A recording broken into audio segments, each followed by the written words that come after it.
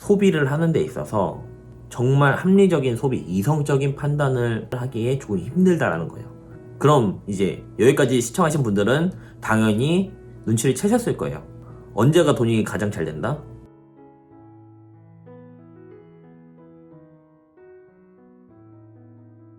안녕하세요, 쇼트프레소입니다.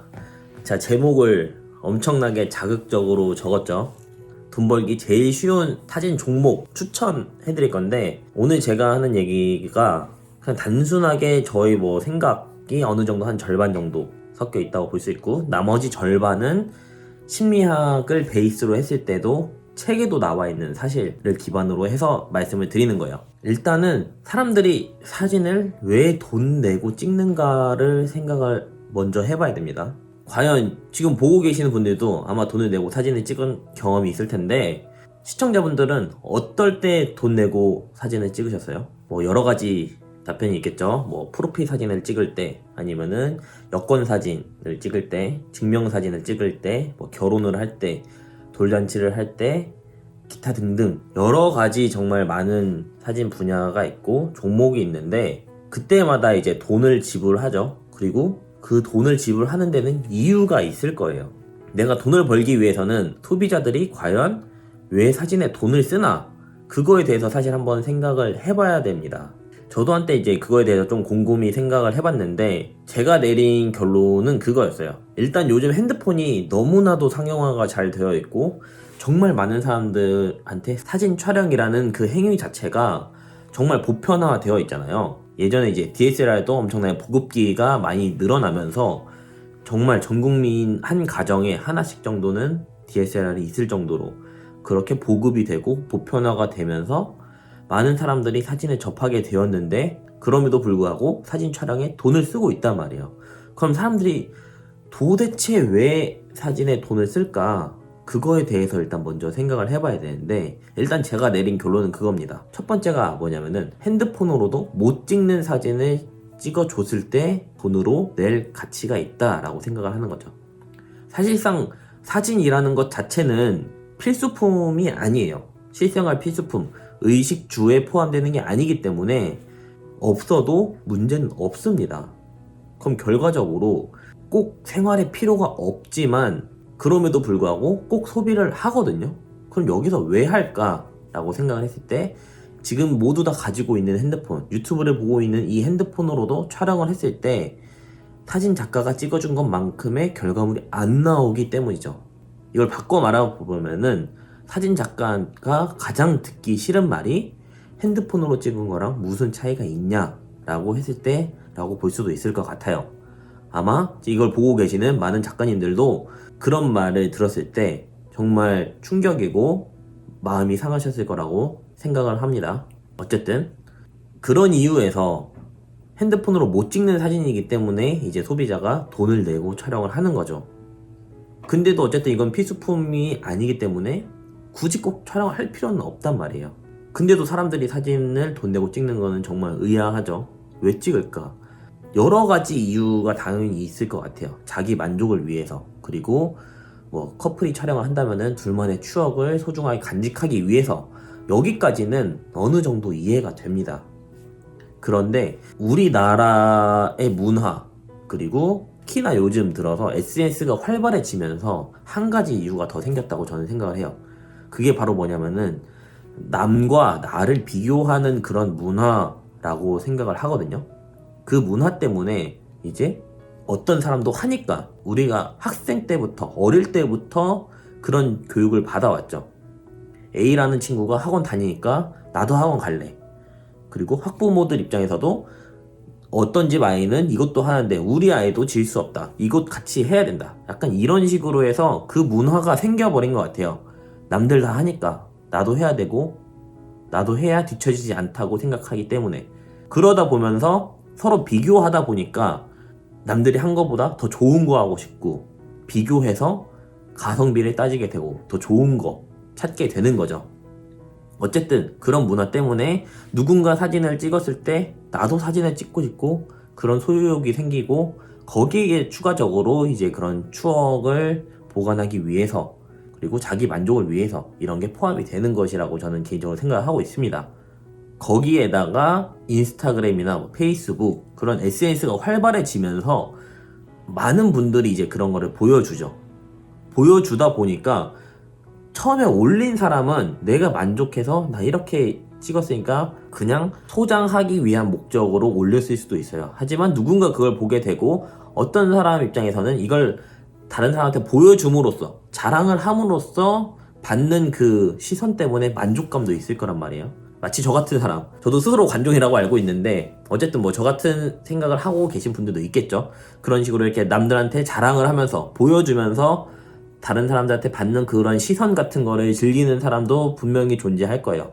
그런 이유에서도 더 예쁜 사진을 찍고 싶고, 그러다 보니까 사진이라는 거에서 소비가 발생하게 된다고 저는 개인적으로 생각을 하고 있습니다. 그럼 일단 사람들이 그럼 돈 내고 왜 사진을 찍는가에 대해서는 어느 정도 이제 제 생각을 말씀드렸는데, 뭐 여기까지 말씀을 드리면 재미가 없겠죠. 왜냐면 제목 자체를 엄청나게 자극적으로 썼으니까.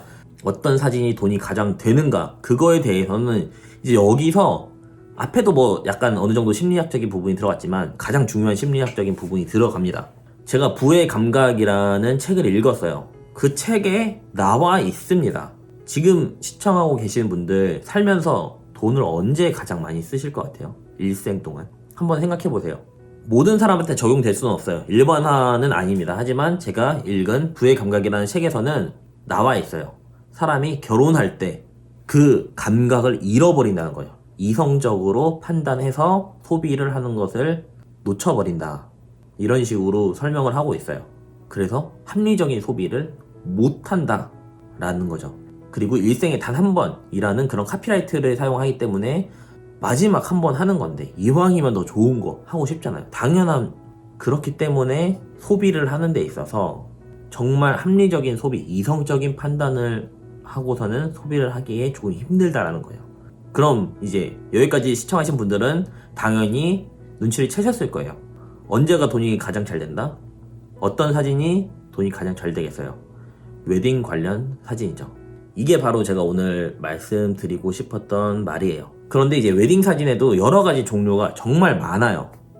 이걸 세분화해서 들어가면은 결혼 전, 결혼할 때, 결혼하고 나서 이를 일단 세 가지로 나눠볼 수가 있습니다. 그럼 결혼하기 전에 찍는 사진은 무엇이 포함이 되냐? 스튜디오 촬영, 그리고 야외에서 촬영하는 거. 요즘은 이제 뭐 부산에서도 많이 찍고 경주에서도 많이 찍고 특히나 제주도에서 제일 많이 촬영을 하고 있죠. 그리고 가봉을 했을 때 가봉 스냅, 그리고 브라이드 샤워 스냅, 이런 식으로 정말 세분화하면은 결혼 전에 찍는 촬영만 해도 엄청나게 다양해요. 그러면 이제 결혼 중간에 찍는 것은 본식 촬영이 있겠죠. 본식 촬영은 뭐 메인과 서브 뭐 이 정도로만 나눠지고 추가되면 이제 본식 영상까지 이런 식으로 이제 뭐 포함이 될 수 있을 거라고 생각하고요. 뭐 스몰 웨딩으로 해서 이렇게까지 구체화 해볼 수 있겠죠. 이 정도가 있고, 결혼하고 나서는 이제 허니문 촬영, 그리고 리마인드 웨딩, 이런 식으로 또 나눠질 수도 있을 거라고 봅니다. 어쨌든 웨딩 촬영 분야만 해도 이렇게 분야가 정말 다양해요. 저는 정말 운이 좋게도 처음 시작한 게 뭐냐면 본식 촬영부터 시작을 했었거든요. 결혼하는 중간에 촬영하는 거죠. 그 다음에 한 게 뭐냐면은 결혼 전에 찍는 것, 그리고 그 다음 한 게 뭐냐면은 결혼하고 나서 허니문을 촬영한 것. 저는 이 분야, 적어도 이 세 분야를 다 해봤단 말이에요. 해봤고 그 각 분야마다 장단점이 정확하게 나눠져 있어요. 이게 좋다, 이게 좋다, 이게 좋다. 이렇게 무엇이 좋고 나쁜지는 사실상 뭐 정답을 말씀을 드릴 수는 없습니다. 이거는 각자 성격에 맞춰서 분야가 다른 것이지 맞다 틀리다가 아니에요. 그리고 어떤 분야가 돈을 잘 번다, 이렇게 해도 또 말씀을 드리기가 애매합니다. 어쨌든 사진업이라는 전체를 봤을 때는 이 각각 분야마다 시장의 크기나 수요 이런 거에 있어서 사실 엄청나게 구체적으로 들어가서 설명을 드릴 수는 있는데, 거기까지 말씀드리면 사실상 별로 재미없어 하실 거고 바로 영상 끄시고 넘어가실 것 같아요. 네, 그 부분에 대해서는 나중에 좀 디테일한 내용은 뭐 제가 운영하고 있는 단톡방이나 그런 곳에서 이제 얘기를 나누고 있으니까 뭐 그쪽 들어와서 보시면 될 것 같고요. 어쨌든 제가 하고 싶은 말은 경제심리학 책에도 나와 있듯이 사람이 소비를 할 때 돈을 가장 많이 쓰는 순간은 결혼을 할 때이기 때문에 전체적인 사진 시장에서 일반인들의 대상으로 하는 시장에는 웨딩 관련 사진 시장이 그나마 돈을 벌기가 가장 좋다라고 말씀을 드릴 수 있을 것 같습니다. 이거는 뭐 저만의 개인적인 생각이고, 저도 모든 분야를 다 해본 건 아니잖아요. 제가 해본 거로는 뭐 돌도 찍어봤고, 행사도 찍어봤고, 웨딩 관련 분야도 찍어봤고, 뭐 제품도 찍어봤고, 뭐 쇼핑몰도 해봤고, 뭐 다 뭐 그 정도 해봤는데, 그 중에서 해보니까 웨딩이 가장 낫더라. 그리고 제가 뭐 이걸 알고 들어온 게 아니에요, 사실. 하다 보니까 이게 가장 재밌어서 하고 있는 거거든요. 재밌어서 하고 있는데 돈도 벌려지니까, 그러니까 좋은 거죠, 사실. 어쨌든 오늘의 결론은 사람들이 사진을 돈 내고 왜 찍는지에 대해서 먼저 생각을 해봐야 된다. 그리고 두 번째로는 심리학 책에도 근거가 나와 있듯이 사람들이 돈을 가장 많이 쓰는 때는 결혼할 때이기 때문에 웨딩과 관련된 사진업을 선택을 하시면은 다른 분야보다는 그나마 리스크가 적다라고 말씀을 드릴 수 있을 것 같아요. 오늘도 뭐 원론적인 얘기해서 재미없을 수도 있겠지만 이렇게 긴 영상 끝까지 시청해주셔서 감사하고요. 영상이 도움이 되셨다면 좋아요와 구독, 그리고 댓글, 알람 설정 부탁드리도록 하겠습니다. 감사합니다.